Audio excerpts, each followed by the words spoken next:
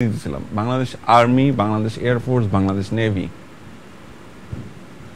তারা কি গুলি চালাইছে জনগণের উপর? চালায় নাই। তাদেরকে স্যালুট দিতে হবে না আলাদা একটা? তাদেরকে আলাদা একটা স্যালুট দিতে হবে যে আপনাদেরকে অসংখ্য ধন্যবাদ, আপনারা জনগণের কথা শুনছেন, জনগণের কথা ভাবছেন, আপনার ভাইটার কথা ভাবছেন। আপনার আমার মতো করে হয়তো আমি হয়তো আয়নাঘরের ওই গল্পটার কথা বলার সময় যখন ইমোশনাল হয়ে গেলাম, আর তো হয়তো আপনারা ওইভাবেই ভাবছেন। সম্প্রতি নির্মাতাদের থেকে শোনা যাচ্ছে যে তারা হচ্ছে ছবিতে যে সেন্সর পদ্ধতি সেটা বাতিল করার একটা মোটামুটি আন্দোলনই তুলছে বা বলছে বাতিল করার জন্য বলছে। তো মিডিয়া এবং গণমাধ্যমে আসলে কি কি সংস্কার প্রয়োজন আপনার মতে, এবং এই প্রথাটা কি আসলে আপনি পক্ষে নাকি বিপক্ষে? কোন? আমি এটার পক্ষে, সার্টিফিকেশনের পক্ষে। আমি সেন্সরের পক্ষে কোনোদিন ছিলামও না।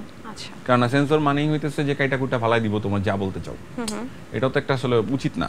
আবার এটাও উচিত না যে আমার বাক স্বাধীনতা আসছে আমি যা খুশি তাই বলে দিব, যেটা অনেক কি বলবো দেশের জন্য ক্ষতি হইতে পারে, হার্মফুল হইতে পারে দেশের জন্য। কথাটা বুঝেন, ইন্ডিভিজুয়াল হার্মফুল হইতে পারে। একটা মানুষ যদি গণহত্যা করে আমি তারা গণহত্যাকারী বলবো না।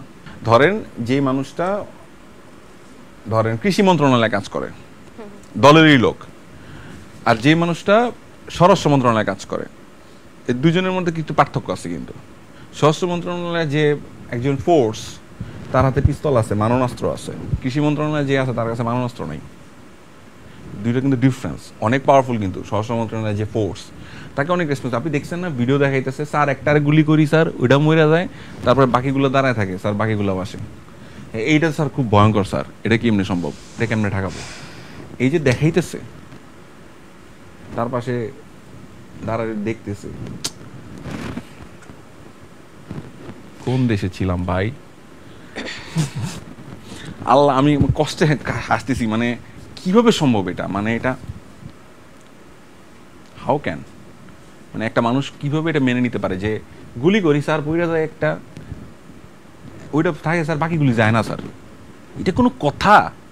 সারা দেশের মানুষ দেখছে এটা, এটা কোনো কথা হইতে পারে? একটা মানুষ আপনি গুলি করে ফেলাতেছেন, মরে গেছে, বাকিটা যাইতেছে না, এটা আপনার কাছে টেনশন। যারে মারলেন তার জন্য একটু টেনশন হলো না?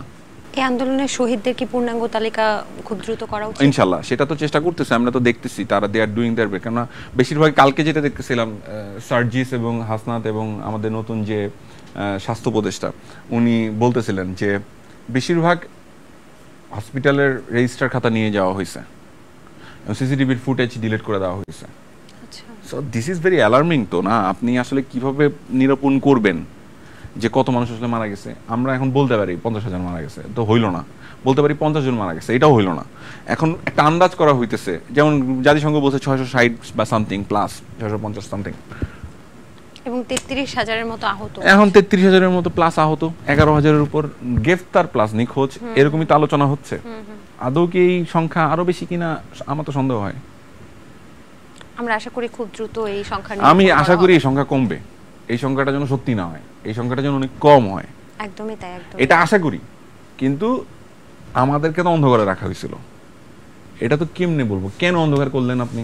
কেন আপনি আমার ইন্টারনেট কেড়ে নিলেন, আমার অধিকার কেড়ে নিলেন? নিয়ে কেন আপনি কি করছিলেন? এখন তো জানতে হবে জনগণের। বাংলাদেশের জমিনে যেন আর কেউ দানব হয়ে উঠতে না পারে কোনো সরকার। প্লিজ এই ব্যাপারে যেন আমরা সব সময় সচেষ্ট থাকি, যেই আসুক দানব হওয়ার কোনো সুযোগ দেওয়া যাবে না। আর আমার কথা হইতেছে যে দেশটার একটা সুযোগ আসছে আমাদের সামনে, একটা সুন্দর সুযোগ আসছে, একটা সুন্দর বাংলাদেশ দেখার।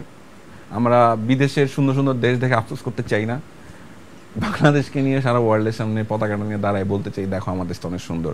বৈষম্য বিরোধী ছাত্র আন্দোলন নিয়ে আপনার কি কোনো কাজ করার, ভবিষ্যতে কোনো কাজ করার ইচ্ছে আছে? হ্যাঁ, অবশ্যই ইচ্ছা আছে। বৈষম্য বিরোধী ছাত্র আন্দোলনের যত ধরনের আন্দোলন বাংলাদেশে, যে এটাকে আসলে শুধু একটা ট্যাগ দিয়ে আমি আটকাতে চাই না। আমি বলতে চাই একটা গণবিস্ফোরণ, গণ আন্দোলন।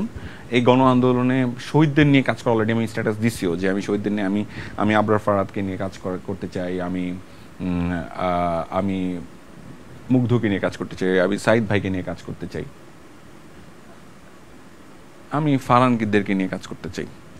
আমি জানি না আমি আল্লাহ আমাকে সব তৌফিক দিবেও কিনা, তা আছে না যে এটা তো আল্লাহর ইচ্ছা, সবকিছু হয় না আসলে, চাইলেও সবসময় কিছু হয় না। সিচুয়েশনের উপর ডিপেন্ড করে, আমার সুস্থতার উপরে, আমার মানসিক অবস্থানের উপরে, আমার পারিবারিক অবস্থানের উপর, অনেক কিছু পারিপার্শ্বিক অনেক কিছুর উপর নির্ভর করে। কিন্তু সিনেমাটা যদি বানাই, মানে যেই সিনেমাই বানাই, আমি সিনেমাটা বানাতে চাই এমনভাবে যাতে মানুষ ইতিহাসের একটা দলিল হয়ে থাকে। যে অ্যাকচুয়ালি মিথ্যা না, অ্যাকচুয়ালি বাড়ায় চারায় বলবো না, কেন বাড়ায় চারা বলার প্রয়োজন নাই।